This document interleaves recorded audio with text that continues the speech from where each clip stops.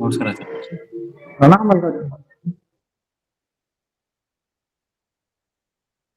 ನಮಸ್ಕಾರ ಆಚಾರ್ಯ. ಹರೇ ಶ್ರೀನಿವಾಸ. ನಮಸ್ಕಾರ ಆಚಾರ್ಯ. ನಮಸ್ಕಾರ ಆಚಾರ್ಯ.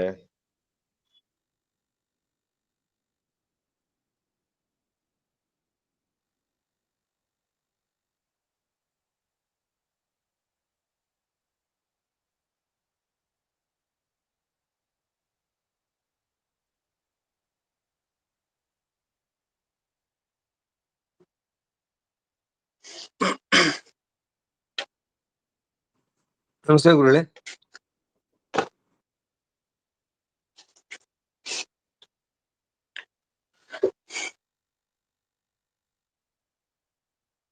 ಸುಮತಿಭಿರನುಮೇಯಂ ಶುಭಕಾಯಂ ಸಖಾಯಂ ಸುಖಮಜಮನಪಾಯಂ ಮುಕ್ತ್ಯುಪಾಯಂ ವಿಮಾಯಂ ಗೃಹಜಮಹಮಮೇಯಂ ಧ್ಯೇಯಮಾಮ್ನಾಜಗೇಯಂ ಸದಜಮಸದಜೇಯಂ ಶ್ರೀಸಹಾಯಂ ಭಜೇಯಂ ತಪಸ್ವಾಧ್ಯಾಯ ಶುಶ್ರೂಷಾ ಕೃಷ್ಣ ಪೂಜಾರತಂ ಮುನಿಂ ವಿಶ್ವೇಶಮಿಷ್ಟದಂ ವಂದೇ ಪರಿಮ್ರಾಟ್ ಚಕ್ರವರ್ತಿನಂ ಶ್ರೀ ಗುರುಭ್ಯೋ ನಮಃ. ಹರಿ ಓಂ. ಶ್ರಿಯಃ ಪತ್ಯೇ ನಿತ್ಯಾ ಗಣಿತ ಗುಣಮಾಣಿಕ್ಯ ವಿಶದ ಪ್ರಭಾ ಜಾಲೋಲ್ಲಾಸೋಪಹತ ಸಕಲಾವದ್ಯ ತಮಸೆ ಜಗಜ್ಜನ್ಮಸ್ಥೇಮ ಪ್ರಳಯ ರಚನಾಶೀಲ ವಪುಷೆ ನಮೋ ಶೇಷಾಂನಾಜ ಸ್ಮೃತಿ ಹೃದಯ ದೀಪ್ತಾಯ ಹರಜೆ ಯೇನ ಪ್ರಾದುರಭಾವಿ ಭೂಮಿವಲಯೆ ವ್ಯಸ್ತಾರಿಕೋ ಸಂತತಿಃ ಪ್ರಾಬೋಧಿಶ್ರುತಿ ಪಂಕಜಂ ಕರುಣಯಾ ಪ್ರಾಕಾಶಿತತ್ವಂ ಪರಂ ಧ್ವಾಂತಂ ಧ್ವಂಸವನಾದಿ ಸಾಧುನಿಕರಶ್ಚಾಕಾರಿ ಸನ್ಮಾರ್ಗಗಃ ತೇನಂ ವ್ಯಾಸದಿವಾಕರೇಣ ಸತತಂ ಮಾತ್ಯಾಜಿ ಮೇ ಮಾನಸಂ ವ್ಯಾಪ್ತಿರ್ಯಸ್ಯ ನಿಜೇ ನಿಜೇ ನಮಃ ಸಾ ಪಕ್ಷೇ ಸಪಕ್ಷೇ ಸ್ಥಿತಿಃ ವ್ಯಾವೃತ್ತಿಶ್ಚ ವಿಪಕ್ಷತೋಥ ವಿಷಜೆ ಸಕ್ತಿರ್ನ ವೈಬಾಧಿತೆ ನೈವಾಸ್ತಿ ಪ್ರತಿಪಕ್ಷಯುಕ್ತಿರತುಲಂ ಶುದ್ಧಂ ಪ್ರಮಾಣಂ ಸमे ಭೂಯಾತ್ ತತ್ವವಿನಿರ್ಣಯಾಯ ಭಗವಾನ್ ಆನಂದತೀರ್ಥೋ ಮುನಿಃ ಭವತಿ ಯದನುಭಾವಾತ್ಯೇಡ ಮೂಕೋಪಿ ವಾಗ್ಮಿ ಜಡಮತಿರಪಿ ಜಂತುರ್ಜಾಯತೆ ಪ್ರಾಜ್ಞಮೌಲಿಃ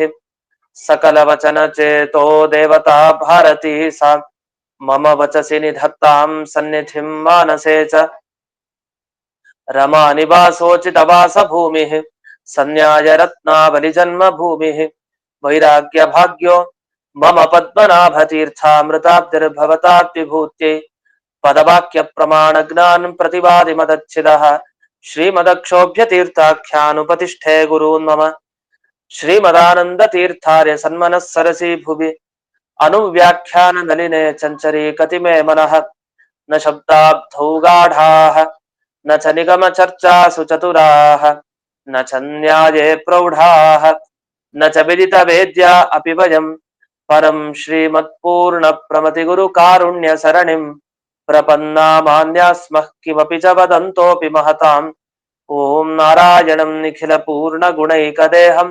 निर्दोषमाप्यतममप्यखिलैः सुवाक्यैः अस्योद्भवादिदमशेष विशेषतोऽपि वन्द्यं सदा प्रियतमं मम सन्नमामि कुपिता हि फणच्छाया समीकृत्या परं सुखं सेवन्ते यत्पदं धीरास्तं भजे वल्लभं श्रियः.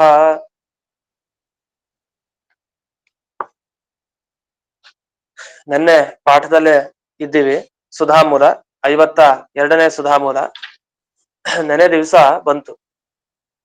ಈಗ ಯಾವುದೋ ಒಂದು ಜನ್ಮದಲ್ಲಿ ನಾವಿರ್ತೀವಿ.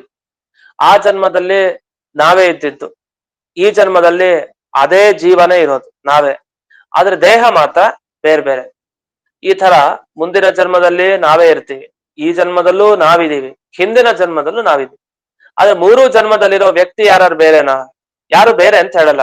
ಮೂರು ಜನ್ಮದಲ್ಲಿ ಅದೇ ಜೀವ ಇರ್ತಾನೆ, ಆದ್ರೆ ದೇಹ ಮಾತ್ರ ಪ್ರತಿ ಜನ್ಮದಲ್ಲಿ ಬೇರೆ ಬೇರೆ. ಒಂದ್ಸಲಿ ಪ್ರಾಣಿ, ಇನ್ನೊಂದ್ಸಲಿ ಪಶು, ಇನ್ನೊಂದ್ಸಲಿ ಮನುಷ್ಯ. ಅಂತೂ ದೇಹ ಬದಲಾಗಿದ್ರು ಕೂಡ ವ್ಯಕ್ತಿ ಮಾತ್ರ ಅವನೇ, ಜೀವ ಅವನೇ. ಈಗ ನಿಮ್ಮ ಪ್ರಶ್ನೆ, ನಮಗೆ ಅವರ ಆಕ್ಷೇಪ ಮಾಡೋದಿದೆ ಇಟ್ಕೊಂಡು, ಯಾರಿಗೂ ಕೂಡ ಹಿಂದಿನ ಜನ್ಮದಲ್ಲಿ ಆದ ದುಃಖನೋ ಹಿಂದಿನ ಜನ್ಮದಲ್ಲಿ ಆದ ಸುಖನೋ ಈ ಜನ್ಮದಲ್ಲೂ ಆಗ್ಲೇಬೇಕು ಅಂತಿಲ್ಲ. ಅದೇ ಸುಖ ಅದೇ ದುಃಖ. ಹಾಗೆ ಈ ಜನ್ಮದಲ್ಲಿ ಆಗಿದ್ದೆಲ್ಲ ಮುಂದಿನ ಜನ್ಮದಲ್ಲಿ ಆಗಬೇಕು ಅಂತಿಲ್ಲ, ಆಗಿಲ್ಲ. ಹಿಂದಿನ ಜನ್ಮದಲ್ಲಿ ಏನ್ ಸುಖ ಆಯ್ತೋ ಏನ್ ದುಃಖ ಆಯ್ತೋ ಈ ಜನ್ಮದಲ್ಲಿ ಅದಾಗಿಲ್ಲ, ಅನುಸಂಧಾನ ಇಲ್ಲ. ಹಾಗಂತ ಹೇಳಿ ವ್ಯಕ್ತಿ ಬೇರೆ ಬೇರೆನಾ? ಅದೇ ಮನುಷ್ಯ ತಾನೆ. ಹಾಗಾದ್ರೆ ಏನಾಯ್ತು, ಒಬ್ಬನೇ ಮನುಷ್ಯನಾದ್ರೂ ಕೂಡ 3 ಜನ್ಮದಲ್ಲಿ ಪ್ರತಿ ಸಲ ಅವನಿಗೆ ಯಾವ ಸುಖ ದುಃಖ ಅನುಸಂಧಾನ ಆಯ್ತೋ ಇನ್ನೊಂದು ಜನ್ಮದಲ್ಲಿ ಆ ಜನ್ಮದಲ್ಲಿ ಆದದ್ದೇ ಈ ಜನ್ಮದಲ್ಲೂ ಆಗ್ಬೇಕು ಅಂತಿಲ್ಲ. ನೀವೇನ್ ಹೇಳ್ತೀರಿ? ಒಬ್ಬನೇ ವ್ಯಕ್ತಿ ಆದ್ರೆ ಅನುಸಂಧಾನ ಇರ್ಬೇಕು ಅವನಿಗೆ. ಅಂದ್ರೆ ಅವನಿಗಾಗೋ ಹಿಂದಿನ ಜನ್ಮದಲ್ಲಿ ಅವನೇ ಅಂತ ಆಗಿದ್ರೆ ಆಗ ಅವನಿಗೆ ಸುಖ ಏನಾಯ್ತೋ ಆ ಸುಖ ಈಗಲೂ ಆಗ್ಬೇಕು, ಯಾಕೆ ಅವನೇ ತಾನೆ.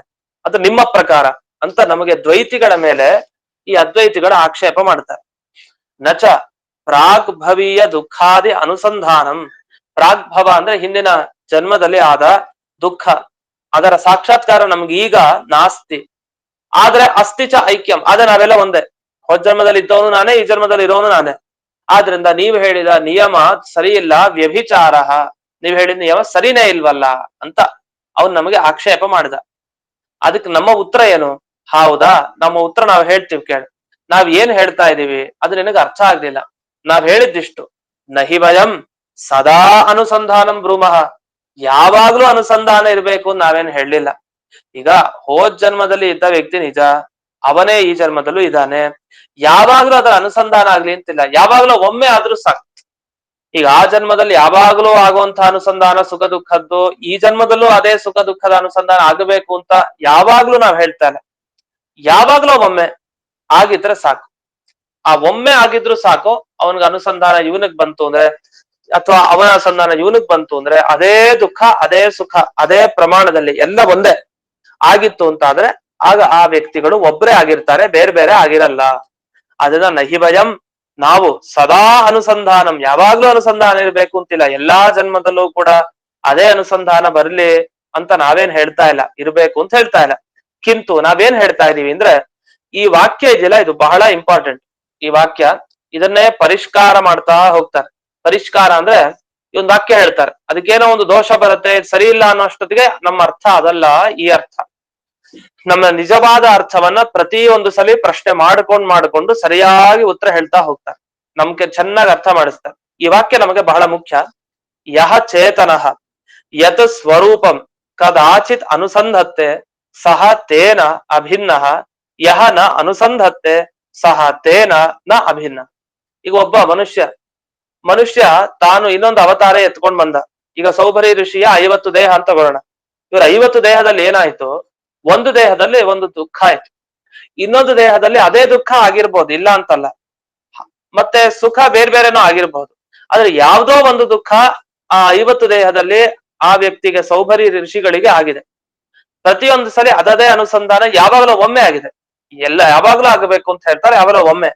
ಅಷ್ಟ್ ಸಾಕಲ್ಲ, 50 ದೇಹದಲ್ಲಿರೋ ಸೌಭರಿ ಋಷಿಗಳು ಒಬ್ಬರೇ ಅಂತಂತೂ ಖಂಡಿತ ಒಪ್ಲೇಬೇಕು. ಹಾಗಾದ್ರೆ ಯಾರೋ ಒಬ್ಬ ಮನುಷ್ಯನಿಗೆ ಯಾವಾಗ್ಲೋ ಒಮ್ಮೆ ತನ್ನ ಅನುಸಂಧಾನ ಯಾವುದೋ ಜನ್ಮಾಂತರದ ಬಂದ್ರೂ ಸಾಕು, ಆ ವ್ಯಕ್ತಿ ಆ ಜನ್ಮದಲ್ಲಿರುವಂತಹ ವ್ಯಕ್ತಿ ಈ ಜನ್ಮದಲ್ಲಿ ಇರೋನು ಒಬ್ಬನೇ ಅಂತ ನಾವು ತೀರ್ಮಾನಕ್ಕೆ ಬರ್ತೀವಿ.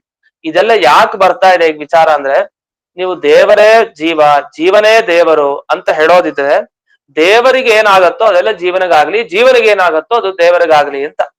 ಅದಕ್ಕೆ ಯಾವಾಗ್ಲೂ ಆಗ್ಬೇಕು ಅಂತ ನಾವ್ ಹೇಳ್ತಾ ಇಲ್ಲ.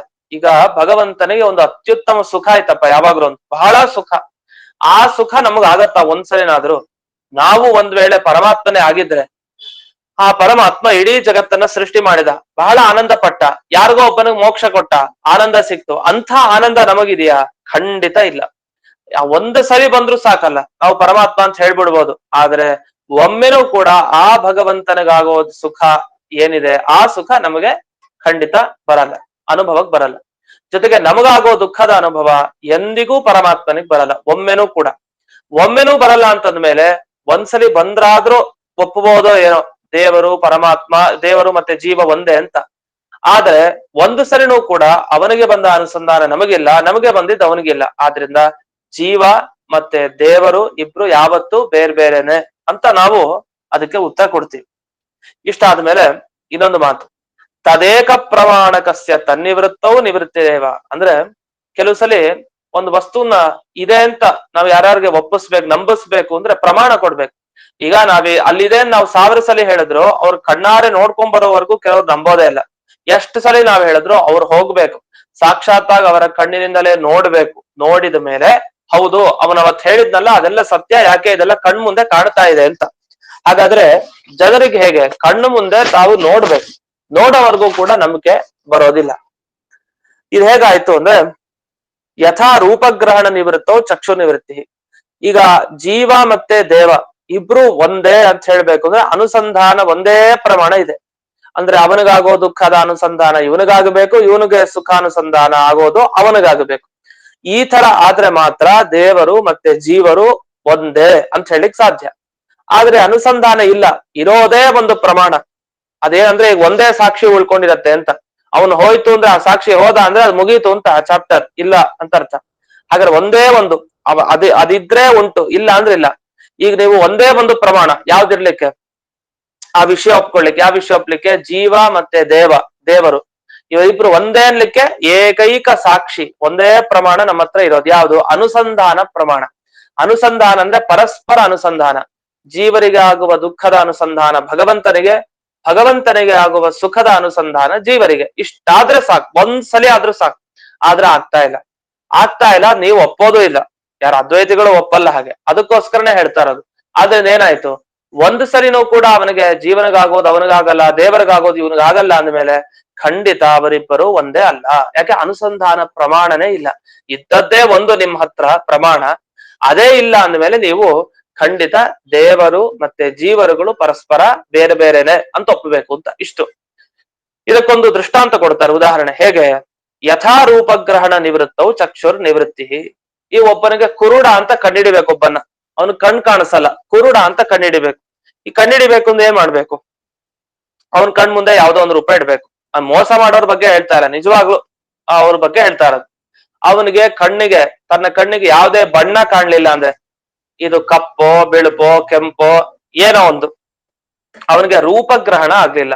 ರೂಪ ಅಂದ್ರೆ ಇದು ಮಾಮೂಲಿ ಬಣ್ಣ. ಈ ಬಣ್ಣದ ಜ್ಞಾನ ಅವನಿಗೆ ಕಣ್ಣಿನಿಂದ ಬರದೇ ಇದ್ರೆ ಅವನಿಗೆ ಬರೀ ಕೃಷ್ಣ ಗೋಲಕ, ಕಪ್ಪಾದ ಉಂಡೆ ಅಷ್ಟೇ. ಆ ಕಣ್ಣು ನಾವೇನ್ ಹೇಳ್ತೀವಿ ಆ ಕೃಷ್ಣ ಗೋಲಕ ಇದೆ ಅಷ್ಟೇ, ಉಂಡೆ ಗುಂಡಕ್ಕಿರೋಂಥದ್ದು. ಹೊರತು ಒಳಗಡೆ ಇರೋ ಚಕ್ಷುರಿಂದ್ರಿಯ ಅವನಿಗಿಲ್ಲ. ಯಾಕೆ? ಅವನಿಗೆ ಗೊತ್ತಾಗ್ತಾ ಇಲ್ಲ. ಅವನನ್ನ ಹಾಗೆ ನಡಿಲಿಕ್ ಬಿಟ್ರೆ ಯಾವ್ದೋ ಒಂದು ಗಾಡಿ ಬಂದು ಗುದ್ಕೊಂಡೇ ಹೋಗ್ಬಿಡುತ್ತೆ. ಆ ತರ ಅವನು ಹೋಗ್ತಾ ಇದ್ದಾನೆ. ಹಾಗ್ ಮಾಡ್ತಾ ಇದ್ದ ಅವ್ನಿಗೆ ನಿಜವಾಗ್ಲೂ ಕಣ್ಣು ಕಾಣಿಸ್ತಾ ಇಲ್ಲ ಅವನ್ಗೇನು, ಅವನು ಕುರುಡ. ಹಾಗಾದ್ರೆ ಒಬ್ಬನಿಗೆ ಕಣ್ಣಿಲ್ಲ ಅಂತ ಗೊತ್ತಾಗೋದು ಹೇಗೆ? ಅವನಿಗೆ ಯಾವುದೇ ವಸ್ತುವಿನ ರೂಪ ಬಣ್ಣ ಕಾಣ್ಲಿಲ್ಲ ಅಂದ್ರೆ ಅವನಿಗೆ ಕಣ್ಣಿಲ್ಲ ಅಂತ ಅರ್ಥ. ಹಾಗಾದ್ರೆ ಕಣ್ಣು ಇದೆ ಅಂತ ನಮಗೆ ಪ್ರಮಾಣ ಏನು? ಕಣ್ಣಿರೋದಕ್ಕೆ ರೂಪಗ್ರಹಣ. ಹಾಗಾದ್ರೆ ಅಯಂ ಚಕ್ಷುಷ್ಮಾನ್ ರೂಪವತ್ವಾತ್. ಈಗ ನಮಗ್ ಕಣ್ಣಿದೆ ಅಂತ ಸಾಧನೆ ಮಾಡ್ಬೇಕು, ಅದಕ್ಕೊಂದು ಅನುಮಾನ ಹೇಳೋದು. ಅಯಂ ಪುರೋವರ್ತಿ, ಮುಂದಿರುವಂತಹ ಒಬ್ಬ ಕೃಷ್ಣನೋ ರಾಮನೋ ನಿಂತಿದ್ದಾನೆ, ಇವನಿಗೆ ಕಣ್ಣಿದೆ. ಯಾಕೆ ಕಣ್ಣಿದೆ ಅಂದ್ರೆ ಅವನಿಗೆ ರೂಪಜ್ಞಾನ ಬರುತ್ತೆ, ಆದ್ರಿಂದ ಇವನಿಗೆ ಕಣ್ಣಿದೆ.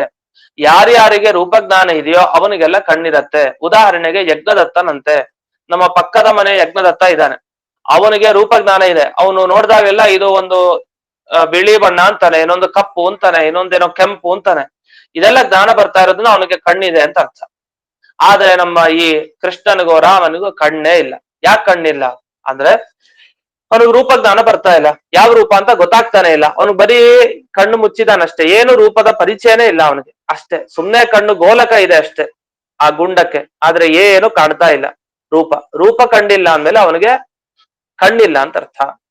ಹೀಗೆ ಹೇಗೆ ಹೇಳ್ತೀವೋ ಈ ರೀತಿ ಈ ಕ್ರಮದಲ್ಲಿಯೇ ಪ್ರಕೃತನೂ ಕೂಡ ಐಕ್ಯ ಇರ್ಬೇಕು ಅಂದ್ರೆ, ಜೀವ ಮತ್ತೆ ಪರಮಾತ್ಮ ಒಬ್ರೇ ಅಂತ ಆಗಬೇಕು ಅಂದ್ರೆ ಅನುಸಂಧಾನ ಇರ್ಬೇಕು. ಆ ಅನುಸಂಧಾನ ಇಲ್ಲ ಅಂದ್ಮೇಲೆ ಅವರಿಗಲ್ಲಿ ಐಕ್ಯವೂ ಇಲ್ಲ, ಅವರಿಬ್ರು ಒಂದೇ ಅಲ್ಲ. ಹಾಗೆ ಇವನ ಕಣ್ಣು ಇರ್ಬೇಕು ಅಂದ್ರೆ ಅಲ್ಲಿ ರೂಪ ಜ್ಞಾನ ಅವನಿಗೆ ಬಂದಿರ್ಬೇಕು. ಆ ರೂಪ ಜ್ಞಾನ ಬಂದಿಲ್ಲ ಅಂದ್ಮೇಲೆ ಅವನಿಗೆ ಕಣ್ಣು ಇಲ್ಲ. ಇಷ್ಟ ಆಯ್ತು. ಅದಕ್ಕೆ ಮುಂದೆ ಹೇಳ್ತಾರೆ. ಅದಕ್ಕೆ ಹಾಗಾದ್ರೆ ಇದಕ್ಕೊಂದು ವಾಕ್ಯವನ್ನ ನಾವ್ ಹೇಳ್ಬೇಕು. ಏನ್ ವಾಕ್ಯ ಹೇಳ್ಬೇಕು ಅಂದ್ರೆ, ಯಾವ ತನ್ನ ಅನುಸಂಧಾನವನ್ನ ಹೊಂದುತ್ತಾನೋ ಎಲ್ಲಿ, ಅವನು ಆ ವಸ್ತುವಿನ ಜೊತೆಗೆ ಐಕ್ಯವನ್ನೇ ಪಡೆದಿರ್ತಾನೆ, ಹೊರತು ಭೇದವನ್ನ ಪಡೆದಿರೋದಿಲ್ಲ. ಅಂದ್ರೆ ಒಂದು ಅನುಸಂಧಾನ, ಯಾರಿಗೋ ಒಬ್ಬನಿಗೆ ಸುಖ ಆಯ್ತು ಇವನಿಗೂ ಅದೇ ಸುಖ ಅದೇ ದುಃಖ ಆಯ್ತು ಅಂದ್ರೆ ಹಾಗಿಲ್ಲ. ನಾವೆಲ್ಲ ಹೇಳ್ತೀವಿ ನಮ್ಮ ಶಾಸ್ತ್ರದಲ್ಲಿ ಭಿನ್ನಾಶ್ಚ ಭಿನ್ನ ಧರ್ಮಾಶ್ಚ ಅಂತ. ಪ್ರತಿಯೊಬ್ಬರು ಬೇರೆ ಬೇರೆ, ಅವರ ವ್ಯಕ್ತಿತ್ವ ಬೇರೆ, ಅವರ ಗುಣ ಬೇರೆ, ಅವರ ಧರ್ಮ ಇದೇನೇನಿದೆಯೋ ಪ್ರತಿ ವ್ಯಕ್ತಿಗಳು ಕೂಡ ಏನೋ ಒಂದು ವ್ಯತ್ಯಾಸ ಇದ್ದೇ ಇರುತ್ತೆ. ಯಾರು ಕೂಡ ಒಂದೇ ಅಲ್ಲ. ಆದ್ರೆ ಅದ್ವೈತಿಗಳ ಪ್ರಯತ್ನ ಇವರೆಲ್ಲ ಒಂದೇ ಅಂತ ಹೇಳಿಕ್ ಹೋಗ್ತಾ ಇದಾರೆ ಅದ್ವೈತಿಗಳು. ಎಲ್ಲ ಇದು ಸುಳ್ಳು ಅಂತ ಹೇಳೋದು, ವಾಸ್ತವಿಕವಾಗಿ ಇರೋದೊಂದು ಬ್ರಹ್ಮ ಸತ್ಯ ಅಂತ. ಅಂದ್ರೆ ಚೇತನ ಸತ್ಯ ಅಂತ ಹೇಳ್ತಾರೆ. ಅಂದ್ರೆ ಉದಾಹರಣೆಗೆ ಚೇತನ ಅಂದ್ರೆ ಈಗ ನಾವೆಲ್ಲ ಒಳಗಡೆ ಜೀವರಾಗಿದ್ದೀವಿ ದೇಹದ ಒಳಗಡೆ. ಆ ಜೀವಕ್ಕೆ ಇದೆಲ್ಲ ಸಂಪರ್ಕ ಹೊರಟೋಗ್ಬಿಡ್ಬೇಕು. ಆ ಜೀವನಿಗೆ ಏನೂ ಇರಲ್ಲ, ಅವನಿಗೆ ಜ್ಞಾನ ಇರಲ್ಲ, ಅದು ಇರಲ್ಲ, ಏನೂ ಇರಲ್ಲ ಅವನಿಗೆ. ಅಂಥವನಾಗಿದೆ ಅವನು ಸತ್ಯ ಅಂತ ಒಪ್ತಾರೆ. ಅಂದ್ರೆ ಒಂದ್ ರೀತಿ ಏನು ಇಲ್ದೇ ಇರೋದಷ್ಟೇ, ಸುಮ್ನೆ ಒಪ್ಪೋದು ಒಂದ್ ದೇವ್ರು ಅಂತ. ಅದೇ ಏನಿಲ್ಲ ಅದರಲ್ಲಿ, ಶೂನ್ಯ. ಬೌದ್ಧ ವಾದದಂತೆ ಬೌದ್ಧರು ಹೇಗೆ ಹೇಳ್ತಾರೆ, ಬೌದ್ಧರ ಹಾಗೆ ಹೇಳೋದು. ಬೌದ್ಧರೇನು, ಒಂದು ದಿವಸ ಏನು ಇಲ್ದೇ ಇರೋದೇ ಮೋಕ್ಷ ಅಷ್ಟೇ. ಒಂದ್ ದಿವಸ ಏನು ಇರಲ್ಲ ಜಗತ್ನಲ್ಲಿ, ಶೂನ್ಯ, ಅಭಾವ, ಏನು ಇಲ್ಲ, ಅದೇ ಮೋಕ್ಷ. ಹೀಗೆ ಇವರು ಹಾಗೆ ಒಪ್ಪೋದು. ಏನಂದ್ರೆ ಕಾಣ್ತಾ ಇರೋರೆಲ್ಲ ಸುಳ್ಳು, ಕೊನೆಗೆ ಒಂದು ದಿವಸ ಉಳಿಯೋನು ಒಬ್ನೇ. ಮತ್ತು ಒಬ್ನು ಉಳಿತಾನೆ ಅಂದ್ರೆ ಬೌದ್ಧರಿಗೂ ಇವ್ರಿಗೂ ವ್ಯತ್ಯಾಸ ಬಂತಲ್ಲ. ಅಂದ್ರೆ ಉಳಿದವನಲ್ಲಿ ಏನಿದೆ ಅಂತ ಪ್ರಶ್ನೆ ಕೇಳ್ತೀವಿ, ಏನೂ ಇಲ್ಲ. ಮತ್ತೆ ಈ ಶೂನ್ಯವಾದಿಗಳು ಶೂನ್ಯ ಇದೆ ಅಂತ ಒಪ್ತಾರಲ್ಲ, ಏನು ಇಲ್ಲ. ಅಂತ ಸ್ಥಳದಲ್ಲಿ ಏನಿದೆ, ಏನು ಇಲ್ಲ. ಅದೇ ಹಾಗೆ ಇವರು ಸುಮ್ನೆ ಇದೆ ಅಂತ ಹೇಳೋದು, ಬ್ರಹ್ಮ ದೇವರಿದ್ದಾನೆ ಅಂತ. ಅವನಲ್ಲಿ ಏನಿದೆ, ಏನು ಇಲ್ಲ ಅಂತ ಹೇಳೋದು, ಮತ್ತೆ ಅವನು ಇಲ್ಲ ಅಂತ ಅರ್ಥ ಅಷ್ಟೇ. ಅಂದ್ರೆ ಶೂನ್ಯವಾದದಂತೆ ವಾದದಂತೆ ಇವರು ಹೇಳ್ತಾರೆ. ಅಂತೂ ಇಷ್ಟು ನಾವು ನಮ್ಮನ್ನ ಒಪ್ಪಿಸ್ಲಿಕ್ಕೆ ಅವ್ರು ಸಿಗಾಕೊಂಡ್ರು. ಇದಾಗಿ ನಚ ಚೇತನತ್ವಂ ಶಕ್ಯ ನಿವರ್ತನಂ ಉಭಯವಾದಿ ಸಿದ್ಧತ್ವ ಅಂತ ಹೇಳ್ತಾರೆ. ಇನ್ನು ಐಕ್ಯ ಹೇಳಿಕ್ ಬರಲ್ಲ, ಜೀವ ಬೇರೆ ದೇವರು ಬೇರೆ ಅಂತ ಹೇಳಲೇಬೇಕು. ಹಾಗಂತ ಹೇಳಿ ಒಬ್ರೇ ಅಂತ ಹೇಳೋದಂತೂ ಖಂಡಿತ ಸಾಧ್ಯ ಇಲ್ಲ. ಆದ್ರಿಂದ ನಾವೇನಂತ ಒಪ್ಬೇಕು, ಕೊನೆಗೆ ಜೀವನನ್ನ ಒಪ್ಪಬೇಕು, ಜೀವನೇ ಇಲ್ಲ ಅಂತ ಹೇಳಿಕ್ ಬರಲ್ಲ. ಈಗ ನಮ್ಗೇನಾಗೋಯ್ತು ಅಂದ್ರೆ ಜೀವನ ಬೇಡ, ಉಳಿಯೋನೆ ಒಬ್ಬ ಬ್ರಹ್ಮ, ಹಾಗೆಲ್ಲ ಹೇಳ್ಬಾರ್ದು. ಯಾಕೆ ನಾವ್ ಇದೀವಲ್ಲ, ನಮಗ ಅನುಭವ ಇದೆ ನಮ್ಗೆ, ಅಂತ ನಾವ್ ಇದೀವಿ. ಇಲ್ಲಿ ಚೇತನತ್ವನೇ ಹೊರಟೋಯ್ತು, ನಾವೇ ಇರಲ್ಲ ಅಂತ ಹೇಳೋ ಹಾಗಿಲ್ಲ. ಯಾಕೆ ಉಭಯವಾದಿ ಸಿದ್ಧತ್ವ ಅದಿಬ್ರು ಒಪ್ಕೊಂಡಿದ್ದೀವಿ. ಅಂದ್ರೆ ಅದ್ವೈತವಾದಿನೂ ಒಪ್ಕೊಂಡಿದ್ದಾನೆ, ನಾವು ಒಪ್ಕೊಂಡಿದೀವಿ. ಏನಂತ ಅವ್ರು ಹೇಳೋದೇನು, ಲಕ್ಷ ಜೀವರಿದ್ದಾರೆ, ಅನಂತ ಕೋಟಿ ಜೀವರಿದ್ದಾರೆ. ಈ ಎಲ್ಲ ಜೀವರುಗಳಲ್ಲಿ ಗುಣ ಏನೇನಿದೆಯಲ್ಲ, ಕಪ್ಪು ಬೆಳುಪು ಜ್ಞಾನ ಆನಂದ ಅದು ಇದು ಏನೇನ್ ಗುಣ ಇದೆ, ಧರ್ಮಗಳು, ಇದು ಯಾವುದು ಇರಲ್ಲ ಅಂತ ಆದ್ರೆ ಅಂತ ಒಬ್ಬ ಜೀವ ಸತ್ಯ. ಎಲ್ರೂ ಸತ್ಯ ಆಗ್ಬೋದು ಒಂದ್ ರೀತಿ ಅವನ ಪ್ರಕಾರ. ಆದ್ರೆ ಎಂಥವನು, ಯಾರಲ್ಲೂ ಏನೋ ಗುಣಗಳಿರೋದಿಲ್ವೋ ಅಂಥವನು.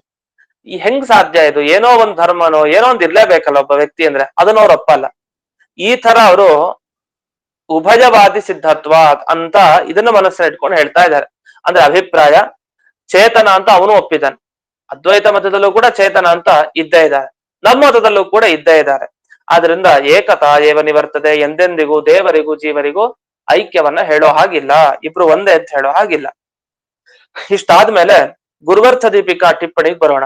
ಇಲ್ಲಿ 2ನೇ ಟಿಪ್ಪಣಿ ವಾದಿರಾಜರು ವರ್ಣಿಸ್ತಾ ಬಹಳ ಚೆನ್ನಾಗಿ ಹೇಳ್ತಾರೆ. ಇಲ್ಲಿ ಒಂದು ವಾಕ್ಯ ಬಂತು, ನಾಯಂ ಸಹ ಅಂತ ಒಂದು ವಾಕ್ಯ ಬಂತು. ಇವನಲ್ಲ ಅವನು ಇವನಲ್ಲ ಅಂತ ಒಂದು ವಾಕ್ಯ ಒಬ್ಬ ಹೇಳ್ದ. ವಾಸ್ತವಿಕವಾಗಿ ಅವನೇ ಅದು, ಅವನಿಗಿಂತ ಬೇರೆ ಅಲ್ಲ. ಆದ್ರೆ ಯಾಕೆ ಅವನು ಅಲ್ಲ ಅಂತ ಇವನು ಹೇಳ್ದ ಅಂತ. ಈಗ ನಮ್ ಮನೆಗೆ ಯಾರೋ ಬರ್ತಾರ ಒಬ್ರು, ಬಂದ ಮೇಲೆ ಅವರು ಗೇಟ್ ತನಕ ಅವ್ರು ಹೊರಡ್ತೀನಿ ಅಂತ ಹೊರಡ್ತಾರೆ. ಹೊರಟವರು ವಾಪಸ್ಸು ಏನೋ ಮರ್ತಿದೀನಿ ಅಂತ ವಾಪಸ್ ಒಳಗಡೆ ಬರ್ತಾರೆ. ಬಂದಾಗ ಈಗ ಒಬ್ರು ಹೊರಗಡೆ ಹೋದ್ರಲ್ಲ, ಅಂದ್ರೆ ಇವಾಗ ಹೋಗ್ತೀನಿ ಅಂತ ಅವ್ರು ಮತ್ ವಾಪಸ್ ಬಂದಿಲ್ಲ ಅಂದ್ರೆ ಇದು ಹೆಂಗ್ ಸಾಧ್ಯ? ಅವ್ರಿಗೆ ಗೊತ್ತು ತಾನೆ, ನಾನೇ ಹೋದವನು ನಾನೇ ಒಳಗ್ ಬಂದವನು ಮತ್ತೆ ಅಂತ. ನೀವ್ ಹೇಳಿದ ಕೂಡ್ಲೆ ಇವನು ಅವನಲ್ಲ, ಈಗ ಹೊರಗಡೆ ಹೋದವನೇ ಬೇರೆ, ಈಗ ಒಳಗಡೆ ಬಂದವನೇ ಬೇರೆ ಅಂದ್ರೆ, ಈಗ ತಾನೇ ಏನೋ ಒಂದ್ ವಸ್ತು ಮರ್ತಿದ್ರು, ಹೊರಗಡೆ ಹೋದವ್ರು ವಾಪಸ್ ಬಂದ್ರು. ನೀವು ಇಂಥವ್ರನ್ನ ಬೇರೆ ಬೇರೆ ಅಂತ ಹೇಳ್ಬಾರ್ದು. ಯಾಕೆಂದ್ರೆ ಅನುಸಂಧಾನ ಇದೆ. ಏನಂತ, ಹೊರಗಡೆ ಹೋದವನಿಗೆ ಯಾವ ಅನುಸಂಧಾನ ಇದೆಯೋ ಒಳಗಡೆ ಬಂದಾಗ ಅವನಿಗೆ ಅದೇ ಅನುಸಂಧಾನ ಇತ್ತು. ಅಂತೂ ಸುಖ ಆಗ್ಲಿ ದುಃಖ ಆಗ್ಲಿ ಆ ವ್ಯಕ್ತಿ ಎಲ್ಲೇ ಹೋಗ್ಲಿ, ಯಾವ್ದೇ ಮನೆಗೆ ಹೋಗ್ಲಿ, ಎಲ್ಲೇ ದಾಟ್ಕೊಂಡು ಹೋಗ್ಲಿ ಪ್ರದೇಶ, ಅದು ಅವನಿಗೆ ಆಗೋದು. ಇದು ಹೇಗಾಯ್ತು ಅಂದ್ರೆ ಇದೊಂದು ಉದಾಹರಣೆ ಕೊಟ್ಟಲ್ಲ, ಇದೇ ತರ ಅವರ ಅರ್ಥ ಬಿಡಿಸೋದ್ರಿಂದ ಇದು ಉದಾಹರಣೆ ಕೊಟ್ಟೆ. ಗುರುವರ್ಥ ದೀಪಿಕಾ ಪಂಕ್ತಿಯನ್ನು ನೋಡೋಣ. ಪೂರ್ವಂ ಆಗತ್ಯ ಗತಸ್ಯ ಪುನರಾಗಮನೆ ಸತಿ. ಮೊದಲು ನಮ್ಮ ಮನೆಗೆ ಬಂದ, ಪೂರ್ವಂ ಆಗತ್ಯ ನಮ್ಮ ಹತ್ರ ಸಿಕ್ಕದ ಅವನು. ಗತಸ್ಯ ಮತ್ತೆ ಹೊರಗಡೆ ಹೊರಟ, ಇನ್ಯಾವುದೋ ಸ್ವಲ್ಪ ಹೊತ್ತು ಬಿಟ್ಕೊಂಡು ಮತ್ ಬಂದ. ಮತ್ ಬಂದಾಗ ನಾಯಂ ಸಹ ಇತಿ ಕೇನಚಿತ್, ಯಾರೋ ಒಬ್ಬ ಹೇಳ್ದ, ಇವನಲ್ಲ ಅಂತ ಹೇಳ್ದ. ಅಂದ್ರೆ ಹೊರಗಡೆ ಆಗ್ಲೇ ಹೋದವನು, ಅವತ್ ಹೋಗಿದ್ನಲ್ಲ, ಮತ್ತಿವತ್ತು 1-2 ತಿಂಗಳು ಬಿಟ್ಟು ಬಂದಿದಾನಲ್ಲ ಇವನು, ಮತ್ತೆ ಆ 2 ತಿಂಗಳ ಹಿಂದೆ ಹೋದವನು, ಅವ್ರಿಬ್ರು ಕೂಡ ಬೇರೆ ಬೇರೆ ಅಂತ ಹೇಳಿದ್ರೆ ನಾವೇನಂತೀವಿ? ತಲೆ ಸರಿ ಇಲ್ಲ, ಅವತ್ ಬಂದವ್ರು ಮರ್ತಿರ್ಬೇಕು ಇವನು ಅಷ್ಟೇ ಅಂತ ಅನ್ಬೇಕು ಅಷ್ಟೇ ಹೊರತು ಅವನೇ ಇವನಲ್ಲ ಅಂತ ಹೆಂಗ್ ಹೇಳಲಿಕ್ಕೆ ಸಾಧ್ಯ? ಅವನೇ ಇವನಲ್ಲ, ಅದು ನಮ್ಗೆಲ್ರಿಗೂ ಗೊತ್ತಿರೋದು. ತಸ್ಯ ಚ ಭೇದೇ ಕಥಿತೆ ಸತಿ, ಒಂದ್ ವೇಳೆ 2 ತಿಂಗಳ ಹಿಂದೆ ಹೋದವನು ಬೇರೆ, ಈಗ ಮತ್ತೆ 2 ತಿಂಗಳು ಬಿಟ್ಟು ನಮ್ಮ ಮನೆಗ್ ಬಂದವನು ಏನಿದ್ದಾನೆ ಅವನೇ ಬೇರೆ ಅಂತ ಯಾರು ಹೇಳಿದ್ರೆ, ಅವನಿಗೆ ಭೇದ ಜ್ಞಾನ ಇತ್ತು ಅಂತಾದ್ರೆ ಆಗ ತದಾನೀಂ ಭುಕ್ತ ಭೋಕ್ಷ್ಯಾದಿ ಭೋಗಾನುಸಂಧಾನೇನ ಬಾಧ್ಯತೆ. ಅವನು ಹೇಳ್ತಾನೆ, ನಿಮ್ಮ ಮನೆಗ್ ಬಂದಾಗ ನಾನು ಅವತ್ತಿನ ದಿವಸ ಅದೇ ತಿಂದಿದ್ದು ನಂಗೆ ಚೆನ್ನಾಗ್ ಗೊತ್ತು, ನನ್ಗೆ ಬಹಳ ರುಚಿ ಆಯ್ತು, ಅನುಭವ ಇತ್ತು ಅಂತೆಲ್ಲ ಹೇಳ್ತಾನೆ. ಭುಕ್ತ ಭಕ್ಷ್ಯ ಆದಿ ಭೋಗ ಅನುಸಂಧಾನಿನ, ಹಿಂದೆ ತಿಂದ ಭಕ್ಷ್ಯಗಳಿತ್ತಲ್ಲ, ಮನೆಗ್ ಬಂದಾಗ ಏನೋ ಭಕ್ಷ್ಯ ತಿಂದಿದ್ದ ಇವ್ರ ಮನೆಗ್ ಬಂದಾಗ 2 ತಿಂಗಳ ಹಿಂದೆ, ಮತ್ ಅವನೇ 2 ತಿಂಗಳು ಬಿಟ್ಟು ಬಂದ, ಅವನು ಹೇಳ್ತಾನೆ ಅವತ್ತು ಹೋಳಿಗೆ ಹಾಕಿದ್ರೆ ಹೋಳಿಗೆ ತಿಂದಿದ್ದೆ, ಯಾವ ಸುಖ ಆಯ್ತು ಅನುಸಂಧಾನ ಅದೇ ಅಂತ ಹೇಳ್ತಾರೆ. 1 ನಿಮಿಷ.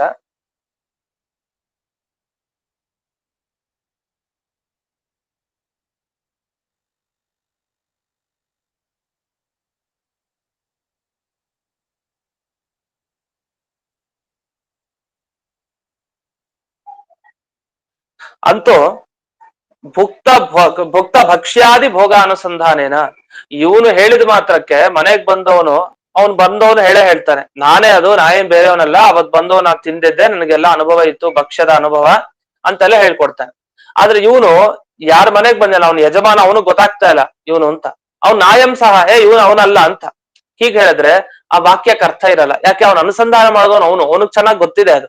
ಆದ್ರಿಂದ ಒಂದು ವಾಕ್ಯ ಹೇಳ್ಬೇಕಾದ್ರೆ ಮುಖ್ಯವಾಗಿ ನಾವ್ ಏನ್ ಹೇಳ್ತೀವೋ ಅದೇ ಸಿದ್ಧ ಆಗ್ಬೇಕು ಅಂತಿಲ್ಲ, ಅವನ ಅನುಸಂಧಾನ ಮುಖ್ಯ ನಮಗೆ ಅನ್ನೋದನ್ನ ಇಲ್ಲಿ ಇದುವರೆಗೂ ತಿಳಿಸಿದ್ರು. ಇದಾದ್ಮೇಲೆ ಮುಂದಕ್ಕೆ ವಾದಿರಾಜರು ವರ್ಣಿಸ್ತಾರೆ. ಇನ್ನು 3ನೆಯ ಈ ವಾಕ್ಯದಲ್ಲಿ ಯಹ ಚೇತನಃ ಯತ್ ಸ್ವರೂಪಂ ಕದಾಚಿತ್ ಅನುಸಂಧತ್ತೆ ಅಂತ ಒಂದ್ ಮಾತು ಬಂತು. ಅಂದ್ರೆ ಯಾವಾಗಲೂ ಒಮ್ಮೆ ನಮ್ಗೆ ಅನುಸಂಧಾನ ಇದ್ರು ಸಾಕು. ಈಗ ಏನಂತಂದ್ರೆ, ಈಗ ಬಾಲ್ಯ ಕಾಲದಲ್ಲಿ ಏನೋ ಒಂದು ನಮಗೆ ಸುಖ ಆಯ್ತು, ಏನೋ ಒಂದು ತಿಂದಾಗ ನಾವ್ ಹೇಳ್ತೀವಿ, ಈಗ ನನಗೇನು 30ನೇ ವರ್ಷಕ್ಕೆ ಬಂದಾಗ ಏನ್ ರುಚಿ ಹತ್ತಾ ಇದೆ, ಇವತ್ತು ಏನ್ ಸ್ವೀಟ್ ತಿಂದಾಗ ಏನ್ ರುಚಿ ಇತ್ತು, ಈ ರುಚಿ ಏನಿದೆಯಲ್ಲ ಅದು 10ನೇ ವರ್ಷದಲ್ಲಿದ್ದಾಗ ನಾನು ಏನ್ ತಿಂದಿದ್ನಲ್ಲ, ಅವಾಗ ಒಬ್ರು ಮಾಡಿ ಹಾಕಿದ್ರು ಏನೋ ಒಂದು ಸ್ವೀಟ್, ಆ ರುಚಿ ನನಗೆ ಅನುಭವಕ್ಕೆ ಬರ್ತಾ ಇದೆ ಅಂತ 30ನೇ ವರ್ಷಕ್ಕೆ ಬಂದಾಗ ಅವನು ಹೇಳ್ತಾನೆ. ಈಗ ಆ 10ನೇ ವಯಸ್ಸಲ್ಲಿದ್ದ ಆ ವ್ಯಕ್ತಿ ಮನುಷ್ಯ ಈ 30ನೇ ವರ್ಷದಲ್ಲಿ ಇರೋನು, ಇವನಿಬ್ರು ಒಬ್ರೇನೋ ಬೇರೆನೋ? ಒಬ್ಬನೇ ಅಂತ ಹೆಂಗ್ ಗೊತ್ತಾಯ್ತು? ಆಗ ಒಂದ್ ಚಿಕ್ಕ ಹುಡುಗ ಆಗಿದ್ದ, ಈಗ ಒಂದ್ ದೊಡ್ಡದಾಗಿ ಬೆಳೆದಿದ್ದಾನೆ. ಮತ್ತೆ ವೇಷದಲ್ಲಿ ವ್ಯತ್ಯಾಸ ಇದೆ, ನೋಡ್ಲಿಕ್ಕೆ ಬಹಳ ವ್ಯತ್ಯಾಸ. ಆದ್ರೆ ಅವನೇ ಅಂತ ಹೇಗ್ ತೀರ್ಮಾನಕ್ಕೆ ಬಂದ್ರಿ? ಯಾಕೆ ಕಾಲ ಭೇದ ಇದೆ, ಒಂದ್ 20 ವರ್ಷ ಆಗಿದೆ, ಮತ್ ಅವನೇ ಇವನು ಅಂತ ಹೇಗೆ? ಅನುಸಂಧಾನ, ಅವನಿಗೆ ಅನುಸಂಧಾನ ಇದೆ, ಅವನಿಗಂತೂ ಗೊತ್ತಿದೆ. ನೀವ್ ಹೇಳಿಲ್ಲ ಅಂತ ಇವನ್ ಬೇರೆ ಅವನ್ ಬೇರೆ ಅಂದ್ರೆ ಅದ್ ಹೆಂಗ್ ಸಾಧ್ಯ? ಅವನೇ ಆಗಿರ್ತಾನೆ. ಅಂತೂ ಅನುಸಂಧಾನದಿಂದ ಯಾವ ರೀತಿ ದುಃಖಾನುಸಂಧಾನ ಮುಂಚೆ ಆಗಿರುತ್ತೋ ಅದೇ ದುಃಖಾನುಸಂಧಾನ ಒಮ್ಮೆ ಆದ್ರೂ ಸಾಕು. ಈಗ 10ನೇ ವರ್ಷದಲ್ಲಿದ್ದ ಅವ್ನು ಏನೇನ್ ಅನುಭವ ಆಗಿತ್ತೋ ಅದೆಲ್ಲ 30ನೇ ವರ್ಷದಲ್ಲಿ ಆಗ್ತಾ ಇಲ್ಲ, ಅದು ಒಪ್ಲೇಬೇಕು ನಾವು ಕೂಡ. ಅದೇ 10ನೇ ವರ್ಷದಲ್ಲಿ ಏನೋ ಒಂದು ಅನುಭವ ಆಗಿದ್ದು ಈಗ ಮತ್ತೆ ಅವನಿಗೆ ಅದೇ ಅನುಭವ ಆಗ್ತಾ ಇದೆ. ಆ ಅನುಭವ ಏನಿದೆ ಅದು ಒಂದು ಸಲ ಆದ್ರೂ ಸಾಕು, ಅದು ಅವನೇ ಅಂತ ಅರ್ಥ, ಅದು ಬೇರೆ ಅವನು ಅಂತ ಅರ್ಥ ಅಲ್ಲ. ಇದಕ್ಕೆ ಇನ್ನೂ ಒಂದು ಸೇರಿಸ್ಕೊಳ್ಳಿ ಅಂತ ವಾದಿರಾಜರು ಹೇಳ್ತಾರೆ. ಏನ್ ಹೇಳ್ತಾರೆ ಅಂದ್ರೆ, ಯದಾ ಅಸ್ಯ ಪ್ರಾಗ್ಭವೀಯ ದುಃಖಂ ಅಭೂತ್ ತದಾ ತಸ್ಯ ಅನುಸಂಧಾನಮಪಿ ಅಭೂತ್, ಇದಾನೀಂ ಅನುಭೂಯಮಾನಸ್ಯ ಅಸ್ತಿ ಇದಾನೀಂ ಅನುಸಂಧಾನಂ ಭವಿಷ್ಯತಶ್ಚ ಭವಿಷ್ಯತ್ ಕಾಲೇ ಏವಂಚ ಐಕ್ಯೇ ಸತಿ ಕುತ್ರ ಅನನುಸಂಧಾನ ಮುಚ್ಯತೆ ಅಂತ. ಅಂದ್ರೆ ಅನುಸಂಧಾನ ಇಲ್ಲ ಅಂತ ನೀವು ಹೇಗೆ ಹೇಳ್ತೀರಿ? ಅನುಸಂಧಾನ ಇರ್ಲೇಬೇಕಲ್ಲ. ಹಿಂದಿನ ಜನ್ಮದಲ್ಲಿ ಒಂದು ದುಃಖ ಆಗಿತ್ತು, ಅದರ ಅನುಸಂಧಾನ ಇತ್ತು ಅವನಿಗೆ, ಜೊತೆಗೆ ಈಗ ಏನೋ ಅವನಿಗೆ ಅನುಭವ ಬರ್ತಾ ಇದೆ, ಆ ಅನುಸಂಧಾನ ಏನು ಮುಂದಕ್ಕೂ ಕೂಡ ಭವಿಷ್ಯತ್ ಕಾಲದಲ್ಲಿ ಬರುತ್ತೆ. ಈಗೇನಂದ್ರೆ, ಈಗ ಒಂದು ಗ್ರಂಥ ಓದಿದ್ವಿ, ಇವತ್ತಿನ ದಿವಸ ಓದಿದ್ವಿ, ನಮಗೆ ಒಳ್ಳೆ ಆನಂದ ಆಯ್ತು. ನೆನ್ನೆ ದಿವಸ ಓದಿದ್ವಿ, ಹಿಂದಿನ, ಅದು ಪೂರ್ವ ಕಾಲ, ಈಗ ವರ್ತಮಾನ ಕಾಲ. ನಾಳೆ ದಿವ್ಸನೂ ಅದನ್ನೇ ಓದಿದ್ವಿ, ಮತ್ತೆ ಸುಖ. ಈಗ ಒಂದೇ ಸ್ವೀಟು ಮೊನ್ನೆ ತಿಂದಾಗ ಸುಖ ಆಯ್ತು, ಇವತ್ತಿಂದಾಗ ಸುಖ ಆಯ್ತು, ಒಂದ್ 2 ದಿವಸ ಬಿಟ್ಟೆ ನೋಡೋಣ ಬೇಕಾದ್ರೆ. ಒಂದ್ 3 ದಿವಸದ ಹಿಂದೆ ಒಂದ್ ತಿಂದಿದ್ದ, ಆದ್ರೆ 3 ದಿವಸ ಆದ್ಮೇಲೆ ಇವತ್ತಿಂದ, ಅದು ಅತೀತ ಕಾಲ, ಕಳೆದದ್ದು. ಈಗ ವರ್ತಮಾನ, ಈಗ ಸದ್ಯಕ್ಕೆ. ಇನ್ನು ಭವಿಷ್ಯದ ಕಾಲ, ಇನ್ನೊಂದ್ 5 ದಿವಸ ಬಿಟ್ಟು ಅದೇ ತಿಂದ. ಒಟ್ಟು 3 ಕಾಲದಲ್ಲೂ ಅವನಿಗೆ ಅದೇ ಅನುಭವ ಇದೆ. ಹಾಗಾದ್ರೆ ಯಾವಾಗ್ಲೂ ಅನುಭವ ಇರಬಹುದಲ್ಲ, ಇರಬಾರ್ದು ಅಂತ ಏನಿಲ್ಲ. ಅನುಸಂಧಾನ ಎಲ್ಲಾ ಕಾಲದಲ್ಲೂ ಇರಬಹುದು, ಆದ್ರೆ ಎಲ್ಲದರ ಅನುಸಂಧಾನ ಇರಬೇಕು ಅಂತ ಇಲ್ಲ. ಆದ್ರೆ ಕೆಲವು ಸಲ ಈಗ ಅನುಸಂಧಾನ ಇರಲ್ಲ ನಮಗೆ, ಆ ಮಾತನ್ನು ಕೂಡ ನಾವು ತಿಳ್ಕೊಳ್ಬೇಕು. ಎಲ್ಲಾ ಸಲ ಅನುಸಂಧಾನ ಇರಬೇಕು ಅಂತಿಲ್ಲ. ಅಂತೂ ಕೊನೆಗೆ ಇಲ್ಲಿ ಅಭಿಪ್ರಾಯ ಏನು ಅಂತಂದ್ರೆ, ಯಾವಾಗಲಾದ್ರೂ ಒಮ್ಮೆ ನಮಗೆ ಅದೇ ಅನುಸಂಧಾನ ಬಂದ್ರೂ ಸಾಕು, ನಾವೇ ಆಗಿರ್ತೀವಿ, ನಾವು ಬೇರೆ ಅಲ್ಲ ಅಂತ ಇಲ್ಲಿಗೆ ನಿಲ್ಲಿಸ್ತಾರೆ. ಇದು ಕೂಡ ವಿಷಯಗಳಿದೆ, ಅದನ್ನ ಮತ್ತೆ ನಾಳೆ ದಿವಸ ನೋಡೋಣ ಅಂತ ಹೇಳ್ತಾ, ಇಂದಿನ ಪಾಠವನ್ನ ಅಸ್ಮನ್ ಗುರುವಂತರ್ಗತ ವ್ಯಾಸತೀರ್ಥ ಗುರುವಂತರ್ಗತ ಭಾರತೀ ರಮಣ ಮುಖ್ಯ ಪ್ರಾಣಾಂತರ್ಗತ ಶ್ರೀಮನ್ ಮೂಲ ಗೋಪಾಲ ಕೃಷ್ಣನಿಗೆ ಅರ್ಪಣೆ ಮಾಡ್ತೇನೆ. ಶ್ರೀಕೃಷ್ಣ ಅರ್ಪಣೆ. ಆಚಾರ್ಯ ಪ್ರತ್ಯಭಿಜ್ಞ ಅನುಸಂಧಾನ ಎರಡು ಒಂದೇನಾ? ಇಲ್ಲ, ಬೇರೆ ಬೇರೆ ಇದೆ. ನಮಸ್ಕಾರ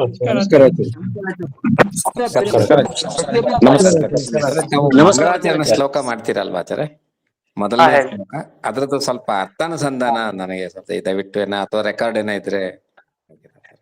ಹೌದಾ, ಮತ್ತೆ ಶೇರ್ ಮಾಡ್ತೀನಿ, ಕಳಿಸಿದ್ದೆ, ಶೇರ್ ಮಾಡಿ. ಈ ಗ್ರೂಪ್ ಅಲ್ಲಿ ಇದ್ದೀರಾ ನೀವು? ಗ್ರೂಪ್ ಅಲ್ಲಿ ಇದ್ರೆ ಗುರುಪ್ರಸಾದ್ ಅಂತ ಹೊಸದಾಗಿ ನಾವು ಈ ನಡುವೆ ಜಾಯಿನ್ ಆಗಿರೋದು. ಹೌದಾ, ನಿಮಗೆ ಕಳಿಸ್ತೀವಿ, ಗ್ರೂಪ್ ಅಲ್ಲಿ ಕಳಿಸ್ತೀವಿ. ಅದು ತುಂಬಾ ಚೆನ್ನಾಗಿದೆ. ಹೌದಾ, ಸರಿ. ನಾವು ಹೇಳೋದಂತೂ ಬಹಳ ಇಂಪಾಗಿ ತುಂಬಾ ಚೆನ್ನಾಗಿದೆ. ಹೊಸದಾಗಿ ಜಾಯ್ನ್ ಆಗ್ಯಾರ ಇವರು. ಯಾವ್ದು ಮೊದಲನೇ ಶ್ಲೋಕ ನೀವು ಕೇಳ್ತಾ ಇರೋದು? ಇಲ್ಲ, ಇವರು ನಮ್ಮ ಈಗ ಒಂದು ವಾರ ಆಯ್ತು ಜಾಯ್ನ್ ಆಗಿ. ಅಲ್ಲ, ಹೌದು, ಅವ್ರಿಗೆ ನನ್ ಶ್ಲೋಕ ಕೇಳಿದ್ರು, ಮೊದಲನೇ ಶ್ಲೋಕ ಅಲ್ವಾ? ಪತ್ತೆ ಅದೆಲ್ಲ ಶ್ರೀಯಪತ್ತೆ ಶ್ರೀಯಪತಿ ಅಲ್ಲ ಆಚಾರ್ಯ, ಅದು ಸುಧಾದ ಶ್ಲೋಕ. ತಾವು ಭಾಗವತ ಹೇಳೋದಾಗ್ಲಿ ಅಥವಾ ಇದು ಪ್ರವಚನ ಟೈಮ್ ಗೊತ್ತಾಯ್ತು, ಸುಮತಿ ವೀರನಮೇಯಂ ಶ್ಲೋಕ. ಸುಮತಿ ವಿರನಮೇಯಂ ಶುಭ್ರಕಾಯಂ ಸಕಾಶಂ, ಅದ್ರದ್ದು ಅರ್ಥದ್ದೇನಾದ್ರೂ ತಮ್ಮ ಹತ್ರ ಇದ್ರೆ ತಾವು. ಆಯ್ತಾಯ್ತು, ಕಳಿಸ್ತೇನೆ. ಅದು ಇದೊಂದಲ್ಲ, ಭವತಿ ಅನುಭಾವ ಏಕ ಮೂಕೋಪಿ ವಾಕ್ಯ, ಅದ್ರದ್ದು ಒಂದೊಡೆ ನಮ್ಗೆ ಒಂದೊಡೆ ಜಸ್ಟ್ ಮ್ಯಾಲಿಂದೆ ನಮ್ಗೆ ಅಂದ್ರೆ ಏನದ ಇದರ ಅರ್ಥ ತಿಳಂಗಿಲ್ಲ, ನಾವು ಬರೀ ಹಂಗೆ ಅನ್ಕೋತಿರ್ತೀವಿ.